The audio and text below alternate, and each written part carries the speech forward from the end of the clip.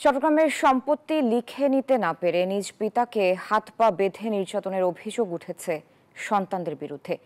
মধ্যযুগীয় কায়দায় সত্তরোর্ধ্ব পিতাকে 11 দিন যাবৎ নির্যাতন করে তারা। এলাকাবাসী জানতে পেরে পুলিশের সহায়তায় মুমূর্ষু অবস্থায় উদ্ধার করা হয় তাকে। পরে অভিযুক্ত দুই সন্তানকে গ্রেফতার করেছে পুলিশ। মীর মোহাম্মদ আকরাম হোসেনের রিপোর্টে দেখুন বিস্তারিত।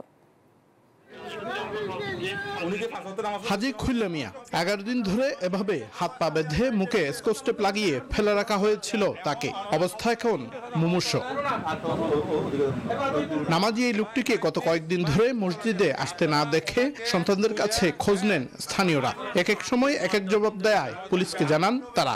উনি পাঁচটা নামাজ কালাম পরে ও তারাবি খতম তারাবি জামাত পরে এখন যাচ্ছে না, সবার উনি কই ওনার ছেলে মেয়ে বউ মেয়ে সবাই বলতেছে উনি অসুস্থ, উনি মেডিকেল আছে। পরবর্তী 13 দিন যাও যেহেতু হয়ে গেছে, পরে আমরা এলাকাবাসীর সাহায্য নিয়ে পুলিশের সাহায্য নিয়ে ওনাকে রুম থেকে কালকে উদ্ধার করছে। ওনার 4 হাত পা বাঁধা ছিল, বাঁধা অবস্থায় মুখের মধ্যে ট্যাপ। খবর পেয়ে খুল্লা মিয়াকে নিজ বাসা থেকে উদ্ধার করে হাসপাতালে পাঠায় পুলিশ। এই ঈদে জামা জুতো অ্যাকসেসরিজের ডিসকাউন্ট। তার পুরো শরীরে জখমের চিহ্ন।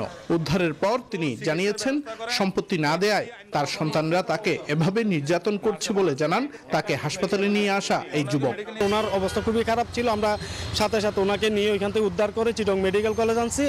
ওইখান থেকে ওনার অবস্থা যখন আরও বেশি অবনতি হয় তখন আমরা প্রথমে ট্রিটমেন্ট হসপিটাল, এরপর এখন ম্যাক্সে ভর্তি আছে। ওনার অবস্থা এখনও সংকটাপন্ন। ওয়াইফ বলতেছে যে কি যে উনি জানে না কিছু, হ্যাঁ উনি জানে যে এমনি অসুস্থ ওরকমভাবে বলতেছে, কিন্তু আসলে ওনাকে যে নির্যাতন করা হয়েছে ওয়াইফ সহ জড়িত।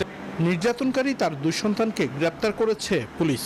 তার 2 ছেলেকে আপনার 54 এ চালান দেওয়া হয়েছে। পরবর্তীতে অভিযোগের ভিত্তিতে যদি মামলা করতে চায় মামলা নেওয়া হবে। আশঙ্কাজনক অবস্থায় একটি বেসরকারি হাসপাতালে আইসিইউতে ভর্তি আছেন খুল্লা মিয়া। আকরাম হোসাইন, নিউজ 24, চট্টগ্রাম।